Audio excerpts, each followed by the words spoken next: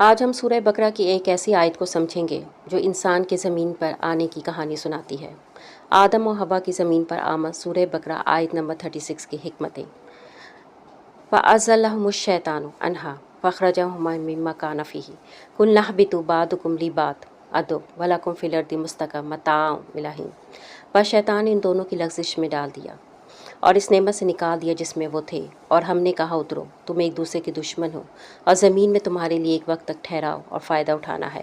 یہ آیت ایک بہت بڑی حقیقت کی طرف اشارہ کرتی ہے۔ انسان کی اصل منزل جنت تھی، لیکن ایک لغزش نے ہمیں زمین پر اتار دیا۔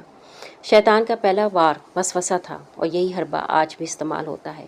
یہ آیت ہمیں یاد دلاتی ہے کہ دنیا ہمارا مستقل گھر نہیں، ہم یہاں آزمائش میں ہیں اور شیطان ہمارا کھلا دشمن ہے۔ ہمیں یہاں متاع دیا گیا، یعنی کچھ وقتی سہولتیں، مال، رشتے، دنیاوی آسائشیں، مگر یہ سب الہین یعنی خاص مدت تک ہیں۔